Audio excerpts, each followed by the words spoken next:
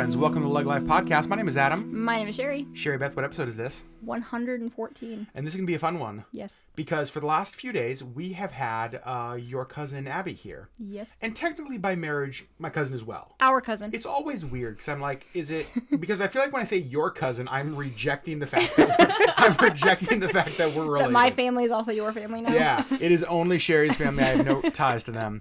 And one of the things we wanted to do with her while she is here is record a podcast. Yes. And so, gosh darn it, we are doing that. And this was Abby's idea. Because it's like, well, what do you talk about? Yeah. She actually sent us a list of ideas that was honestly super helpful. And what we have decided on was to do an AMA, an Ask Me Anything. I had to ask what that meant. Yeah, Sherri was like, what's an AMA? What's an I'm AMA? like, please don't ever say that again. And so we sat down at dinner and we came up with 10 questions. Abby does not know any of these. Correct. We have not shown her any of these, but we do want to kind of introduce her a little bit. We sure do. Am I doing that? You just looked at me. I could do that. She's you to... my cousin. So First of all, she's our cousin. How dare you? You do that. Okay. So Abby is my cousin. Thanks for the introduction, Sherri. Her father is my father's youngest brother. And so we grew up together, but there is an age gap. So how old is the age gap between you two? Because I don't know that I know this. 12 years? Something like that. You were born in 93 and I was born in 81. Interesting. Okay. Yeah. So, yep. And you two grew up near each other. Yeah, I wouldn't say we grew up together. Right. We grew up at the same-ish time. Yeah. In the same-ish family. In the same-ish region of the United States. So that's all cleared up. Yeah. Wow. You guys are killing this podcast thing. Super clear for everybody. We grew-ish up together-ish. Ish. Yes, ish. So Abby grew up in Kentucky. Yes. Still lives there. Yep. And Sherri grew up obviously in Indiana, as most of you know. I don't still live there. You do not, and you do not still live there. Which is good. It would make recording podcasts hard if you did. It would. And marriage. And I suppose also. And marriage. Yeah. So we're going to just jump into the questions. Yep. And when choosing these questions, Sherri and I wanted to kind of touch on a lot of the things that we know about Abby. Some things about her that, like aspects of her life, areas of knowledge that just kind of are known to us about her. Her facial expression right now is like, oh, dear God. She's very confused. Oh, no. I'm out. Yeah. Okay, guys, we're going to cut right now. So the first one, and as we ask some of these questions, we will tell you a little bit more about Abby and maybe why we chose this. Yeah. The first question, so Abby's married and has 2 kids. Your kids are how old? 3 and 5, but almost 4 and 6. Okay. And one of the things that we have appreciated about watching from a distance, because when family is not close, you kind of have to observe their life. And one of the things that we have loved is just watching Abby be a mom. And so the first couple of questions are kids related. Okay. How have you changed because of having kids? Oh my gosh. Yeah. That's a loaded question. We need a comprehensive list. Give us every way that you've changed. No, it's like maybe even like the biggest one or like a couple big ones. Ways that you're different. Honestly, I feel like the biggest way that I have changed since having kids is being drastically more self-aware. I just, anytime I say anything to them or do anything for them or have to walk them through anything, I'm reminded of either how I do it or I don't know. I'm very aware of myself, mostly like mentally, emotionally, more so than I ever was before having kids. And I know that's like not necessarily the norm. I think it's common, but maybe not the norm. But I think it's definitely helped, especially with my kids in particular, who are they're very much like me in a lot of ways.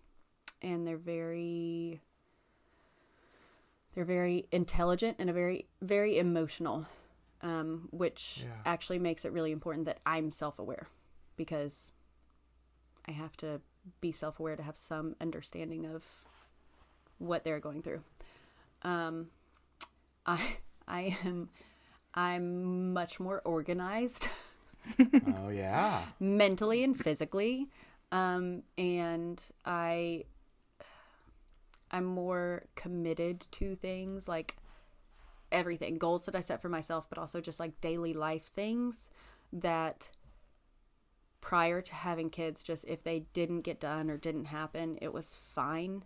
But since becoming a mom, like if I plan on doing something or need to do something or say I'm going to do something, it usually gets done. Yeah. Like unless it's just really unimportant, it gets done. And that did not happen before having kids. Like I just, yeah. Sherri, what's it like having, like a younger cousin that you were raised near-ish, like watching, semi-adjacent to watching a younger cousin become a mom and like grow up? I love it because, again, there's like 12-year age gap, and I left Indiana at the age of 21. And so I don't do math well. You were 9, 10, 9. Something like that. In that ballpark. Sure, I don't math, but I don't math. So you were still a kid. And so it's been really fun watching you grow into an adult and watching you step into motherhood. Yeah. So the next question kind of stays in the same area. One of the things, and I've told Abby this a lot. We've been talking a lot, especially since like my mom had cancer earlier last year. I see similarities in the way that you mother in the same ways that like there's a lot of similarities between my mom, like just in values and the way you approach things and the way you approach being a mom and values you want to pass off, which I've super appreciated watching. What is the one lesson, if it's like I can impart one thing to my kids that will be true about the humans that they become, what would that lesson be that you would want to pass on? Probably like one of the biggest lessons I've learned myself that I feel like I'm attempting to teach my kids, is that repairing is very important. You know, I would love to be one of the parents that doesn't yell or that doesn't say the wrong thing often or that always knows the right thing to say or that doesn't blow up. But I'm just not. I feel like that's kind of rare, and to those who are, big kudos. Right. But I do. I yell, I blow up, I say the wrong thing. And I just think that one of the most important things that I've learned and kind of use not just with my kids, but with friends and family and everyone else is it doesn't matter so much how you do something or if you mess up, but how you approach the moments and days afterwards. Yeah. Because you can't necessarily prevent yourself from messing up or doing the wrong thing. And so just the importance of, and not really repairing, just responding, paying more attention to my response over my reaction. Yeah. I think that, again, we don't have kids, but I feel like a lot of parenting is more like what your kids, like what's caught, not necessarily taught. It's what they see you live out, not necessarily just what you try to drill into them. Yeah. And to me, even just like hearing you talk about that, if you are raised in a house where your mom or your dad seems perfect and there's no errors, there's no blowing up, there's no losing your temper, there's no any of that kind of stuff, I feel like one of the things that's hard in that is that when you do that, as almost all of us do, right, you feel like a failure. Yeah. Mm-hmm. But instead, like what you're teaching your kids by responding well when you do that is that that's going to happen. Mm-hmm. It's okay when it happens. And I can choose better next time, or I can be quick to say I'm sorry. I can be quick to, you know what I mean, to own my mistakes. Repair, like you said. Yeah, I actually think repair is a really great word in that. It leaves room for freedom of self-expression, whether that be instinctual or thought out. Yeah, that's been a big thing for me, I guess. And even it's hard for me sometimes. Sometimes I'm like, I really don't understand why you're upset about this, why you're reacting this way, why you're angry, why you're crying, and I want to shut it down. Like my instinct, my reaction is to shut it down, and sometimes I feel like I do, but after the fact, if that is my initial reaction, I usually try to, let them know I probably didn't react well to that. That was not the best response. I could have responded better. This is what I could have done. And also, this is why I got upset. Or this is why I, reacted that way. But it wasn't, I always try to say it wasn't your fault. Like you are not responsible for my emotions. I actually use that phrase a lot. You are not responsible for my emotions. I had this emotion in response to this situation. I had this response after this situation, but you did not cause it. Mm-hmm. And even though sometimes I don't necessarily think that in the moment, like my thoughts are, oh my goodness, you're driving me insane. You're making me so mad. What you're doing is making me really sad. It's hurting my feelings. In reality, they don't cause my feelings. They are not responsible for how I feel about a situation or how I respond to the situation. That's right. They are not responsible for any of my feelings or reactions. I am responsible for that. So I think that's a big mindset in helping me do just that, like repair and respond after reacting. Yeah. So good. So I think that that in combination with just making sure that my kids know, because it's been important for me to learn/unlearn, that it is completely okay to have feelings. Mm-hmm. You can't not. You're going to, no matter what. And if you don't express them in one way or another, they're going to come out somehow. And it's likely going to be really unhealthy if you're trying to not let them. Yeah. Mm-hmm. Yeah, I love that. Next question, a little lighter. First memory of Sherri. Oh, man. Honestly, the first like real memory with detail is what we talked about the other day when you asked if we had ever hung out. Whoa, you guys! So I don't know if the microphone picked that up. Missy just made an appearance on the podcast. Sherri gave her some wet food, and she puts it up on this little ledge. And Missy was going ham and just knocked it off. Onto the tile floor. It did not break, but it clanged. Nope. Wow. Thanks, Missy. Don't worry. We're just recording a podcast here.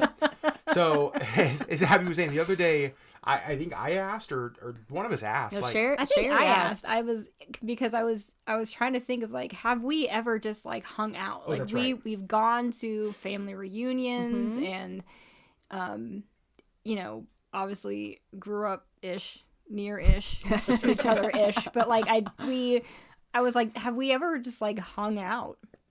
Yeah. No, I think that the first, like, I mean, there's probably some vague memories of family gatherings. Sure. I mean, full memories of family gatherings, vague memories of, like, our interactions at them. But the first real legitimate memory I have with you would be a family gathering, probably Christmas. Sometime around, when did we figure out it was? Somewhere in my junior year of high school. Yeah. So I think that you decided you were 6 or 7 years old. Something like that. Yeah. Because I remembered the student you all had there. Joanna. Yes. Yep, foreign exchange student. Yep. And I remember we did puzzles together, puzzles and or maybe games. But my guess is you probably got instructed to go entertain the child. I probably volunteered. Got you away from the family gathering. Yeah. I honestly, I can't remember like specific details, but I remember I remember enjoying that we went off and did puzzles and games, which did not happen that often at like family gatherings. Usually and my kids were just kind of told to go play. Yeah. I don't know if I have like a first memory of you. I know that at like the family gatherings, so there was kind of an age gap between, I feel like I was sort of like stuck in the middle, but there was sort of an age gap between like the oldest cousin and the youngest cousin. Yes. And not sort of, there was. There is a large age gap. A large one. And being kind of in that middle, I never really felt like I was old enough to like hang out with the older kids, but not young enough to hang out with the younger kids. Yep. But I often volunteered to hang out with the younger kids because I felt like I fit with that better. Like I could play and I could color and I could put puzzles together, and so I actually enjoyed doing that. I do feel like our older cousins often like swooped in and they were like, no, we're going to take care of the littles. You don't need to be here. And then I was often off by myself with a book or something because I was needed nowhere. We got this. I know. But I always enjoyed hanging out with my younger cousins. Next question. Favorite memory of growing up? Oh my gosh. Favorite memory of growing up. That's a broad and loaded question. Yep. I don't. Welcome to the podcast. Hello, friends. The whole time, while I was thinking of that, I do want to say, the whole time she's been here, I have heard her say, hello, friends, no less than 100,000 times. Welcome to LeggLife. Hello, friends. It's like, it has been the constant greeting in our house the last several days. It's made me laugh every time. Yep. Or a good memory. I'm going to be really honest. Yeah. And I've talked to my mom a little bit about this. I don't have a whole lot of specific memories of like childhood. Like some vague ones here and there. And traditions, like things that happened every year. Like Christmas. I can remember what we did almost every year at Christmas. But I think, 10 years ago, I might have said something different. Yeah. But I would say my favorite memories of childhood are the kind of freedom of play that we had that was just encouraged. Like going out in the yard and either making up or pulling games from school that we'd learned. Me and Hannah and Joel and sometimes Daniel. And those are his siblings. Those are my siblings. And our cousins. We had cousins in town, non-Amstutz cousins. Mom's side of the family. You had other cousins? What? How dare you? Stop recording. Get out. Stop recording. Yeah, my mom's sister's kids. But the memories that I do have from childhood that aren't like school related are mostly around just playing, like outside playing or playing at my grandma's house with toys in the living room and just not being particularly guided by parents, but not being restricted, I guess, just playing.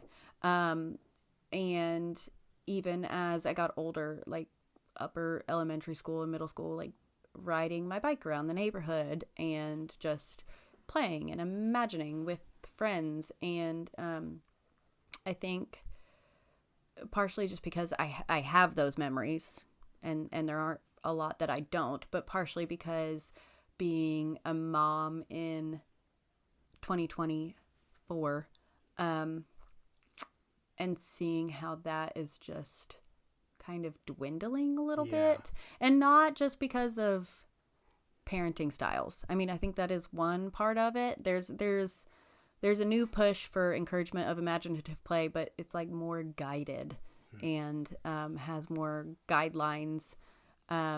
And you know, people want their kids to have a certain type of imagination or imaginative play, or they want it to be educational specific imaginative play, which honestly is a little contradictory. But part of it is just how the world is. Like, it's just not as, you know, I want to say not as safe, but some things are not necessarily not as safe. It feels less safe. Yeah. It doesn't feel as comfortable to just think about letting my kids play out in the front yard and being able to like go in and make dinner while they're out in the front.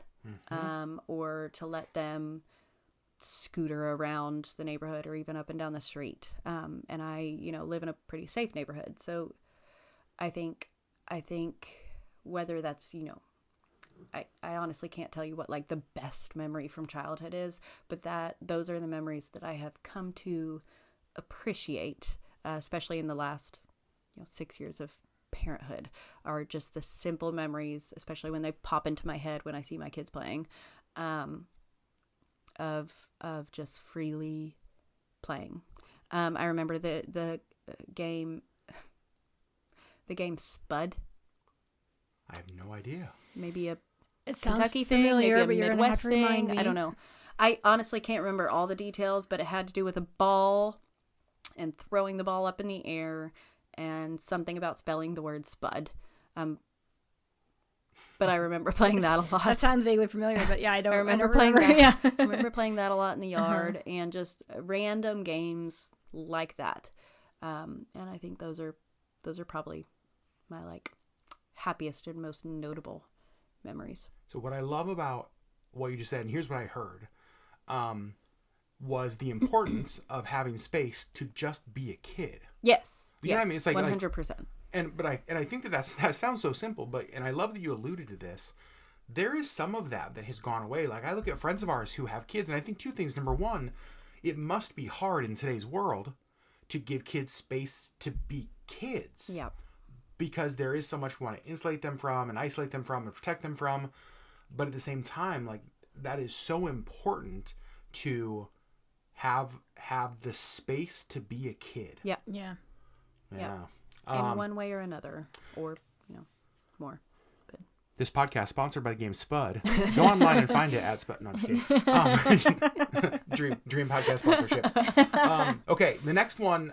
This is a question I almost didn't ask, but I this is important to me because I feel like this is a little bit selfish. I'm asking this. One of the things that you are open about is ADHD. yes. You have even helped me better understand what that is and what that's not. You have shared a lot about that. It's been super eye-opening to me. As somebody who is diagnosed with ADHD, who lives with this, what is something that is misunderstood about ADHD or about people who have this? There are so many things. Sure. And I misunderstood a lot of them before getting diagnosed, because my diagnosis was kind of a surprise. I went in to speak with a psychiatric APRN because I had been diagnosed with or treated for postpartum anxiety. And the medications that I was on just weren't, they were calming some things down, but they weren't doing anything to address like the things that I felt were causing my anxiety, which had to do with just mostly like racing thoughts and feeling like I couldn't control or compartmentalize or focus on any of my thoughts very well. And that was causing my anxiety. And so I went in and talked to him, and I had like an hour-long appointment, and he asked some questions that I was so confused as to why he was asking them at this appointment about anxiety, like about high school and college courses and how I did with lectures and what it was like doing homework. And I was like, what does this have to do with postpartum anxiety? And at the end of the appointment, he was like, so you are anxious, but I think you have ADHD. And I... Was that on your radar before? Was that like even something you thought? I mean, honestly, I probably like joked about it. Sure. From time to time, but I wouldn't have like guessed that I would have actually gotten that diagnosis. Yeah. So he kind of gave that like pre-diagnosis, and then I had a couple other appointments that like confirmed that. And I got diagnosed with combined type ADHD. And after getting the diagnosis, well, really after getting the pre-diagnosis, I immediately started doing my own research. He gave me some literature, and I did my own personal research, and just the more I read, the more I was like, oh, yeah, yep, okay, yep, that explains that. Wow. And I sent screenshots to like other people, like to Dusty, my husband, and my mom and my older brother, and I was just like, this feels really familiar. Wow. And I read some books, and I dove into some of the like psychology aspects of ADHD and just tried to understand it more as throughout the diagnostic process and afterwards. So misunderstanding wise, I was definitely one of those people who, when I heard ADHD, I thought like elementary and teenage boy with a lot of energy that has a hard time sitting still. Right. And squirrel. Yeah. Yeah. And you know, the more I learned about it and then just reflected on my own life and how I process things, the more I realized that it has to do with like every aspect of how you think and react and process and learn and emote.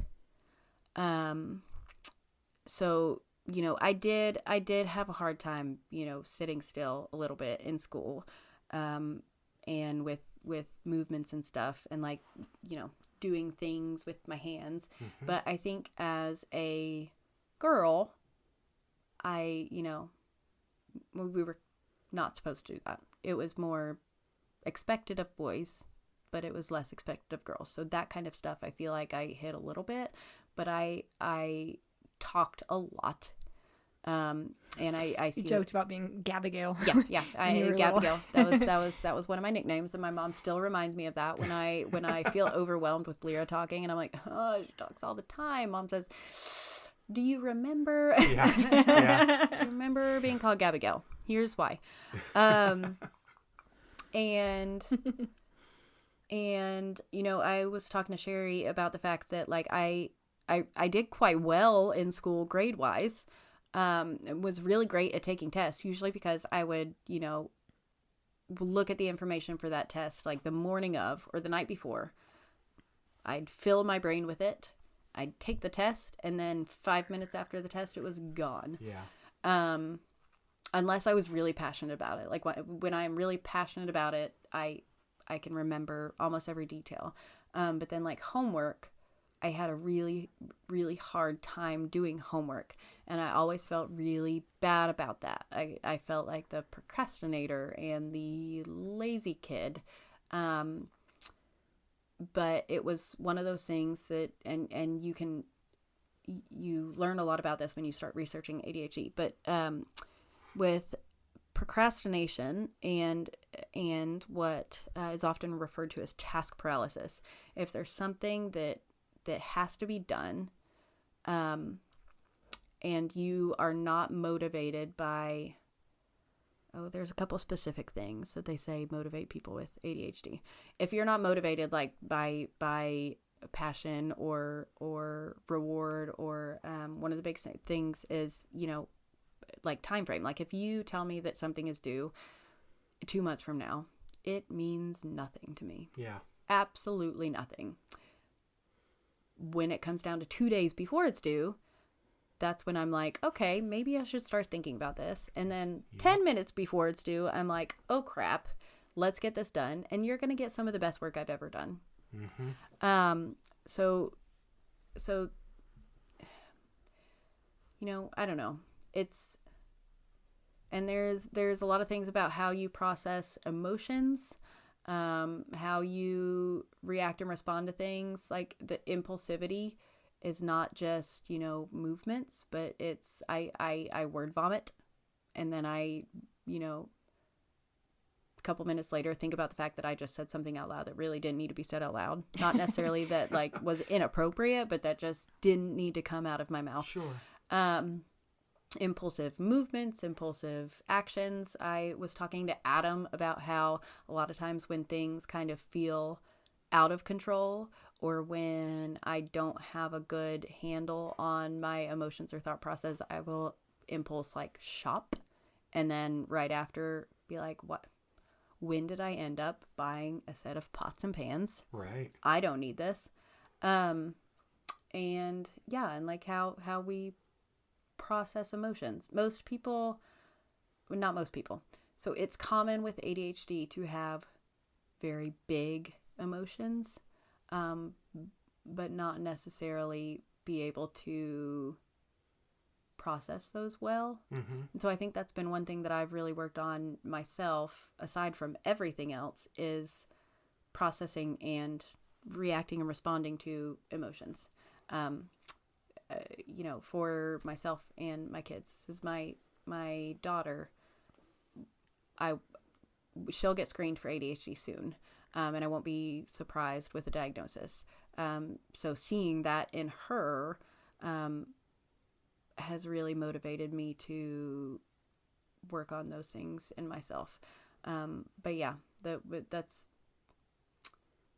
one of the biggest, the main misconceptions is that it's mostly about like high energy and, not being able to focus. And those are just such small aspects. And the thing is, not being able to focus is, sometimes it's hard for me to focus, but other times I am honed in, mm-hmm. over focused on something that, just can't think about anything else until this one thing is done. So there's been a lot that I've learned, but the biggest misconception is that stereotypical, like, 1990s teenage boy or little kid in class who just can't sit still. And it's just so much more than that.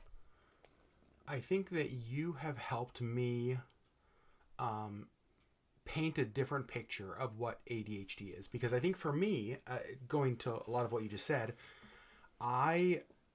it was just something we kind of always joked about. It's like, oh, I couldn't stay focused. I must have ADHD. You know what I mean? It's like it's almost like when we have a friend, Jordy, who is blind, and Jordy has helped me understand that when the sun is shining in my eyes, I'm like, oh, I'm blind, right? We almost just like say things. Yeah. You know what I mean? Not understanding what it really means. And for me, ADHD has been one of those. But then, even as you and I have talked about this a lot, I've started to see things in my own past or my own life or my own actions or emotions that it's like, oh, like maybe there's an explanation for this stuff. And it has, I don't know that I ever would have pursued a diagnosis. And Sherri, you've talked to me a lot about this. Like, you might want to consider. It might not be ADHD, but it also might be. Worth asking about. It's worth looking into. And that's the thing that I think I have learned is that, this is worth looking into, and whether it is or whether it's not, you've helped me reframe what ADHD not just looks like, but what it really is. Yeah. And what it doesn't look like. And what it doesn't, what it look, doesn't like. look like. I think that's the thing is just like, you're exactly right. Nice cough, Sherri. We do have this. You've been eating chocolate. Yeah, that's right. Yeah, we should talk about that on the podcast. How chocolate makes Sherri's throat tickle. It's so strange. But yeah, you really helped me. Your honesty of your journey has helped me look at my journey in a different light. Yeah.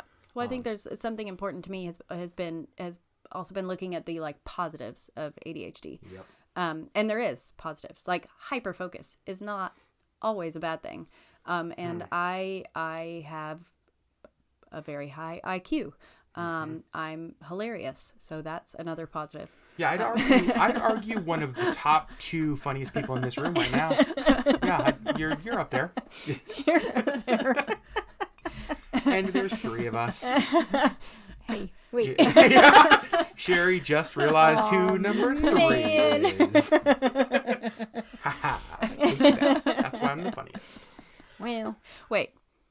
Yeah. Yeah, exactly. Yep. You both got it. hang on. Welcome. Yeah, welcome everybody.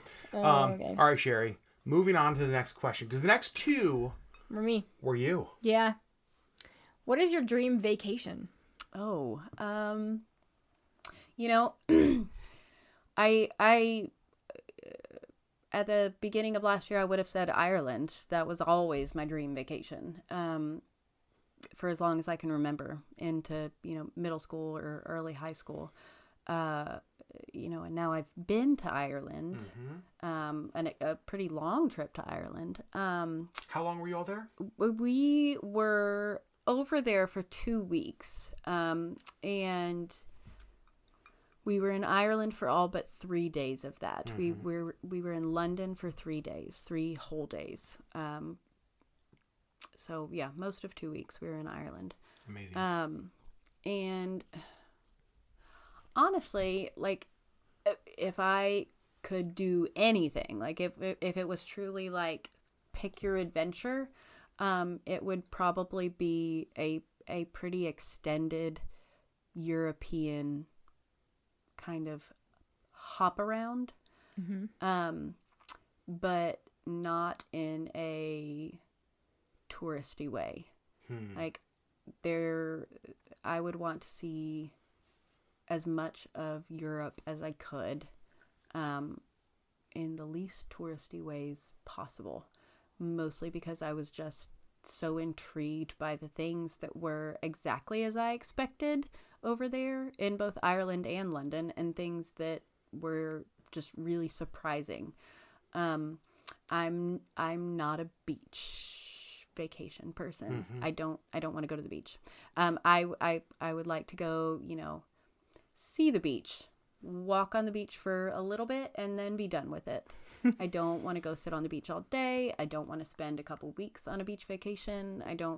That doesn't appeal to me. I also, am not the person who really wants to go to like Machu Picchu or, like I could go for a big hiking or super adventurous outdoorsy vacation for a few days, but it wouldn't be what I wanted to do long term. Yeah. But just trotting around Europe and seeing as much of it as I could, like in the least touristy way possible, like the parts that not everyone already knows everything about. I love that. That was great. one of our favorite things about Ireland, was that we did it on our own, and that we felt like we got to see, because to me, when you get to see what a daily life looks like, what is the routine of people who live there, you know what I mean? Like, like absolutely. Not just like, oh, beautiful museum, cool things to do, that kind of stuff, but like, what does life look like for people who are living here? Yeah. And I feel like doing Europe that way and getting to experience what life is like in different locations and cultures and places. Yeah. What a dream that would be. Yeah. Absolutely. One of my favorite stops in Ireland was in Hollywood, just outside of Wicklow Mountain National Park. And we stayed at a little cottage that was actually like the guest house, like a guest house suite, off of somebody's like everyday house. Yeah. And they lived out on a farm with all sorts of Ireland views out in the open. And it was in the middle of nowhere, in Hollywood, a tiny little town. And we were woken up every morning by their chickens and roosters and got to go, see some of their sheep. And they brought us fresh goat's milk or sheep's milk, Wow. and fresh eggs each morning. And we went to the local, one of the local restaurants. There was only a couple, and the local like pub, and just hung out with the people who actually lived in this tiny town, because there was not a lot of tourists. And we Right. even asked them, do you get a lot of tourists here? And they said some, but not, maybe a couple here and there, or a couple each week, but it's not like hordes of them like some of the other places. And I really enjoyed that. I felt like we were really in Ireland, experiencing True Ireland. true Ireland. And that was just one little place. And I know every place is a little bit different. Yeah. And so just being able to see more of that, not just in Ireland, but various places, I think that would be great. You do know that Hollywood's in California, though, right? Oh, man. Yeah, you might have just gone to California. Just went to California. Yeah, I don't know that it was. Dang it. You got off on your layover Why did they need my accidentally. passport? So, yeah. So I didn't expect a big Hollywood sign in Ireland. That's Wow. weird. A lot more palm That was trees. Ireland looks a lot That was more... a really expensive trip to California. right. Okay, my next question is, what is your dream vocation? Oh, well, right now I went back to school, and I'm getting my degree in psychology, in cognitive brain sciences and child and family psychology. And kind of the path that I would like to take with that is, after I get my bachelor's, I'd like to, move into like the clinical side of it. Well, not clinical. I would like to, work in kind of a general therapy setting to get that initial experience. And then at some point I would like to work in schools, and eventually, after getting my master's and or doctorate, I would like to get both, but at some point I would like to take it and use the education in psychology and hopefully education to work on curriculum development and it's kind of hard to explain what I'd like to use it for. Curriculum development and equity in education, not just in what students have access to as far as education materials, and being able to be taught in a way that works for them, or in ways that work for everyone. Well, that's actually the best way I can explain it. Yeah. Making sure that schools have systems and practices in place that allow all students to learn in a brain-based way that, lets them meet their potential. Because I think that opportunity is really missed. There's some students that get pulled out, and you can't do that with every student, and the rest is just very old. Yeah. If that makes sense. The curriculum and the instructional practices are very old. Like outdated. Outdated, yeah. Mm-hmm. And I would like to work with that in a brain-based way that also addresses the psychology, like the psychological differences in students. But I think a big part of eventually doing what I really, really want to do, which is very niche, is going to be spending a lot of time in more clinical therapy settings and school therapy and psychology. So that'll be the bulk of, what I do before I eventually, hopefully, do what I want to do. And I don't know. I mean, what part of me says I don't know how possible that's going to be, but it is possible. I just don't know exactly where I will land within that realm, if that makes sense. It does, and I love a few things in this. That when we ask you like what your dream vocation is, it's something that you're actively taking steps toward. Like some people, it's like, what's your dream vocation?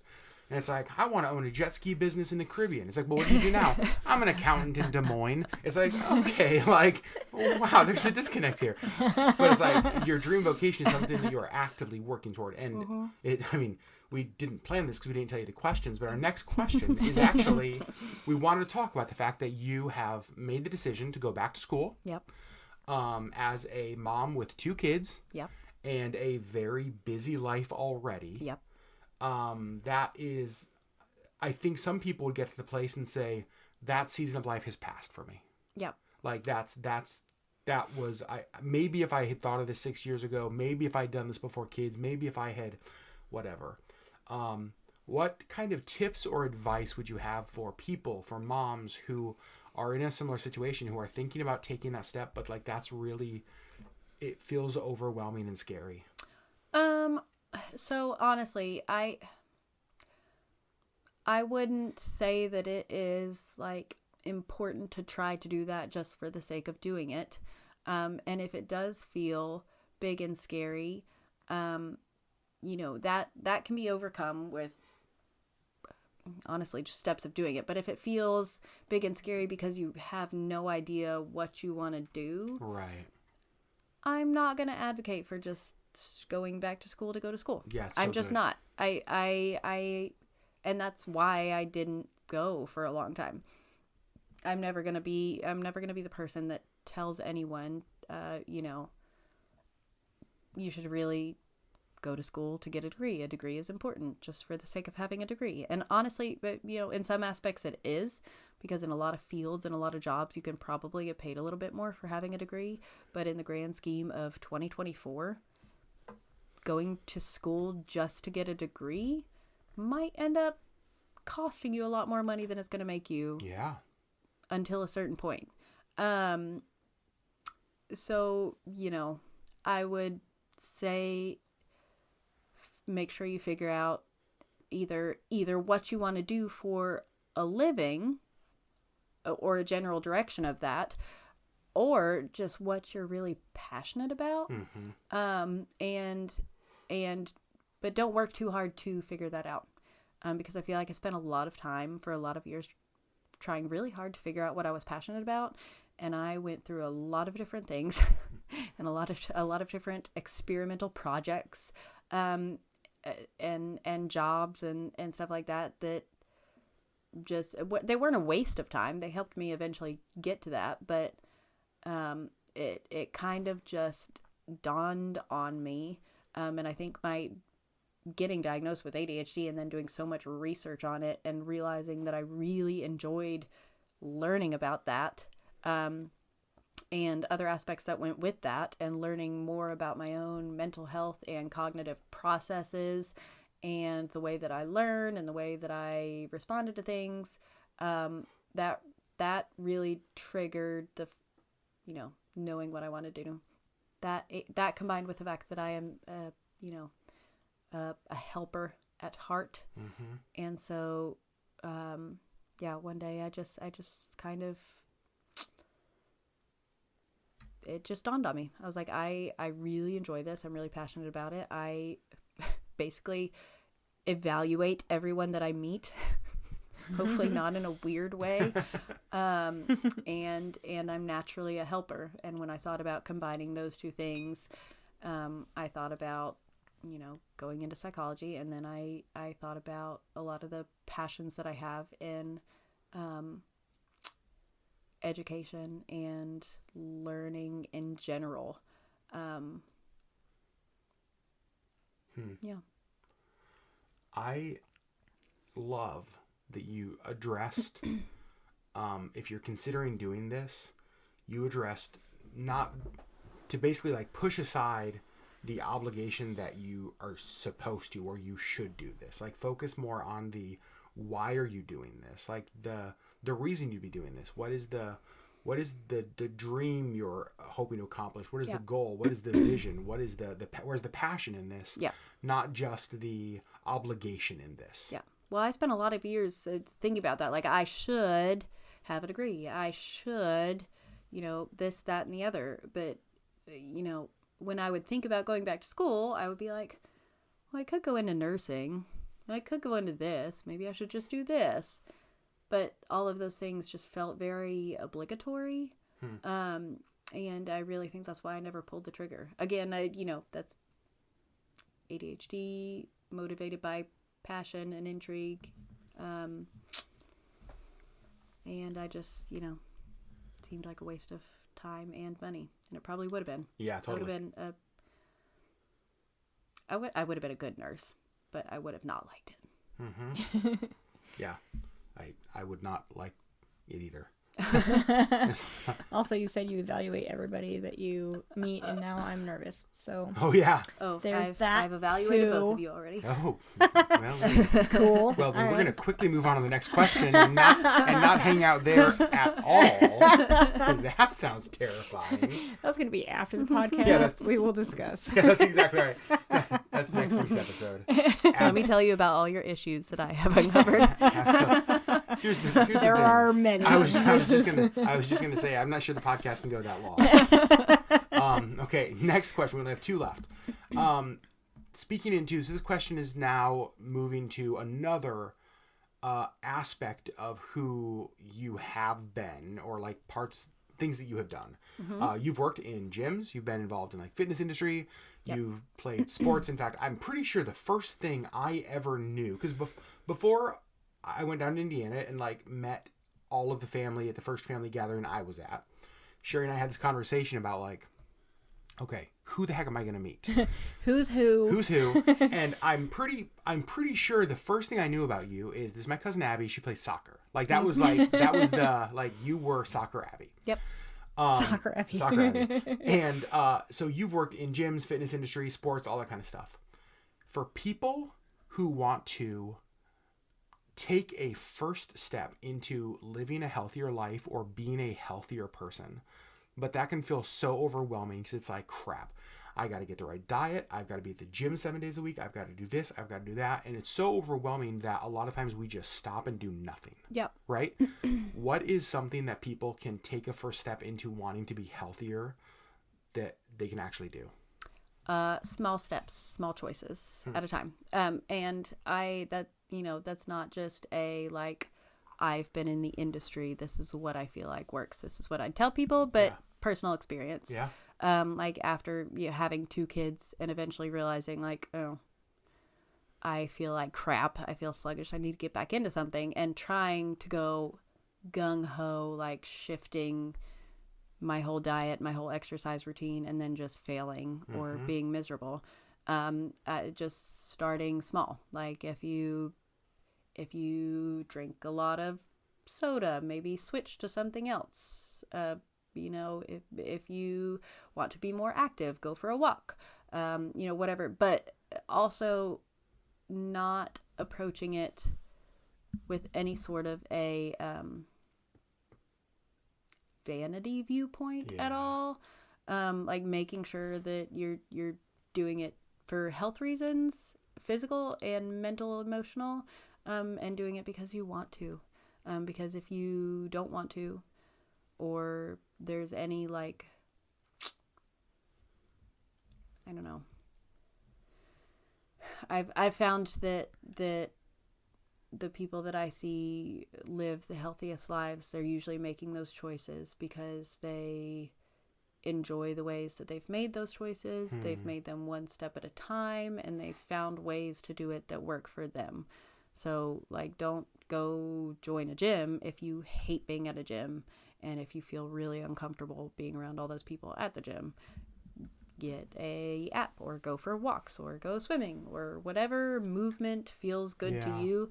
I think I saw someone on Instagram one time talk about exercise and movement. And she said the first step is moving, finding some sort of movement that you enjoy, that feels good. And it doesn't have to be intense. It doesn't even have to really get your heart rate up that much. Just find some sort of movement that you enjoy. And then once you've found that movement, you've kind of gotten into a groove of doing that, take it up a notch and do it in a way that challenges you a little bit, and in a way that you can make routine. And then once you've done that, if you're wanting to move further and make it a like fitness thing, do it in a way that really pushes you a little bit, and then it becomes, you know, like an exercise workout routine. But the first step is just movement, and that's not even just a physical health realm, but a mental, emotional one as well. But honestly, the smaller choice you can make at a time, the better, because trying to make big shifts in that at once usually ends up in burnout and failure, like a lot of things. And I think it's also not sustainable. No. You know, it's like it could produce quick, short-term dramatic results, but down the road, when you exactly said, when you've burned out, you just default to what you've known because what you did wasn't sustainable. Yeah. And we've even seen that on our journey. Yeah.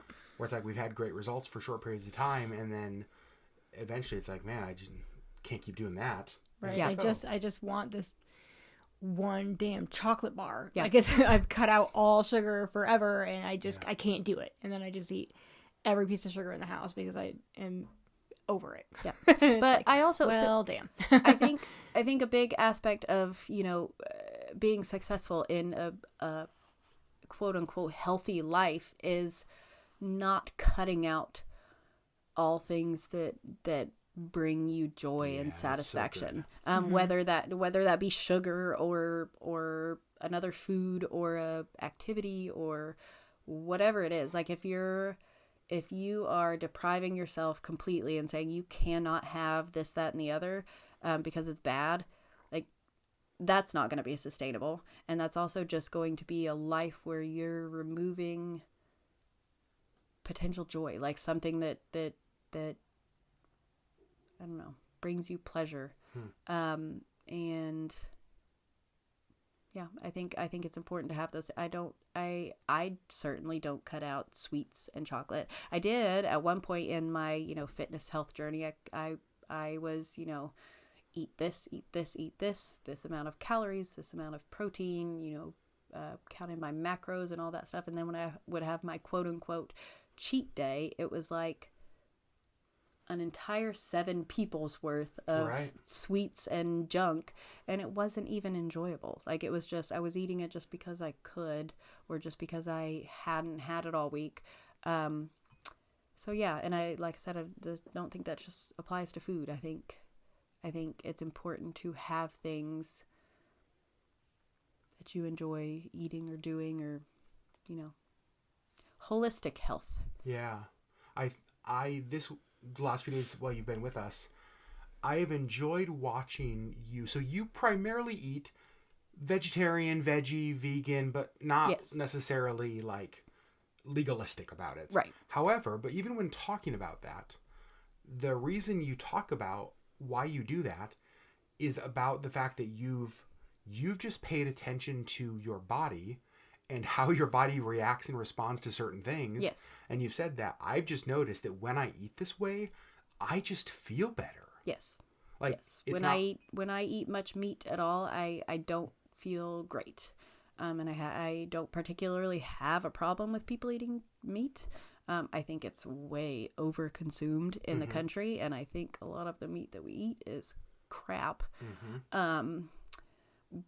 But you know, I choose to not eat it because it just, it makes me feel better. Yeah. And so I love that. Just paying attention to your body, like what different diets, different approaches, different all that stuff. The fads, obviously, in this area, there's a lot of those.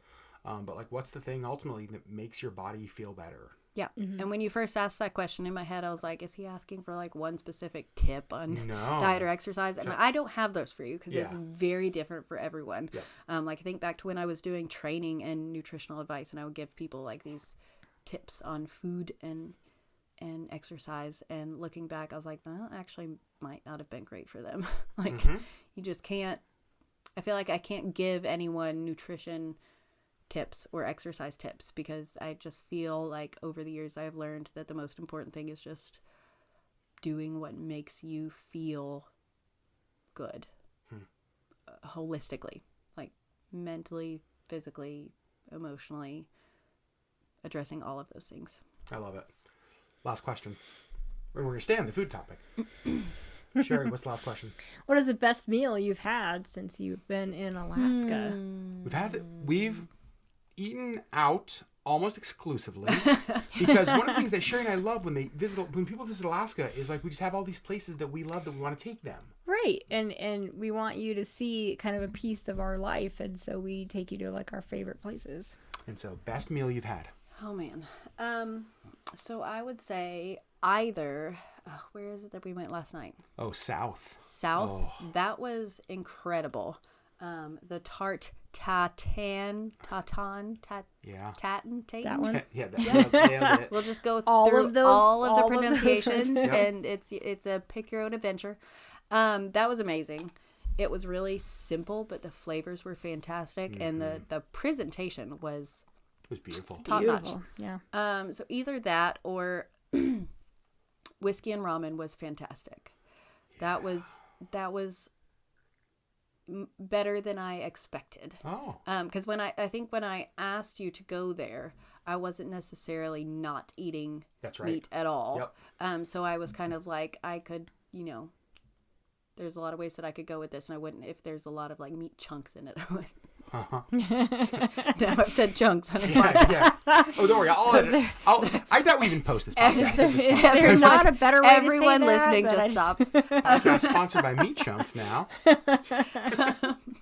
But the vegan ramen that I had was absolutely phenomenal, and the cocktails were great. Yeah. The atmosphere was really cool, and yeah, I think it was between those two things, probably. I'm going to add a little bonus question. Is there anywhere that we took you that were like, ugh, place was garbage.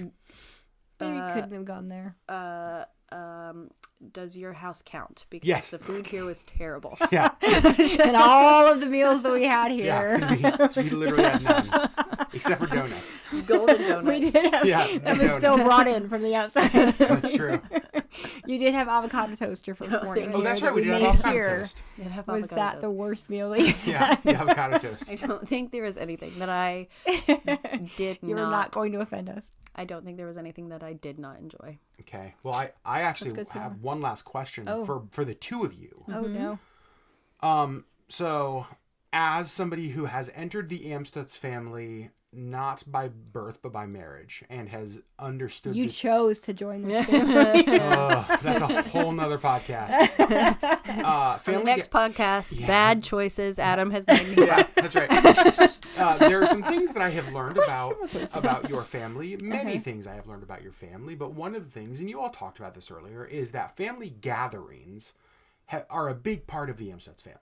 Like, y'all do family gatherings. It's a big thing. And at family gatherings, and I did see this, and Abby, you've referenced this dozens of times since you and I have been talking. There's an important part of Amstutz family gatherings, and that is the dessert table. Yes. So that's not the direction I thought you were going to go. Oh, now I thought it was going to be the hymn singing. Could have gone a few ways. Oh, we'll talk about hymn sings. On the dessert first table. Day of Christmas. Okay, that's how we're going to end the podcast with 30 minutes of hymn sings. Grab your instruments, kids. On the Amstutz family dessert table, what's the thing that you go to? Was there one family dessert that you always were like, I've got to get there quick because I've got to get Grandma Juju's red velvet cake? I don't know. Come on. Lulu. Whatever. Grandma Juju. Cut me some slack. I'm new here. It's only been 18 years.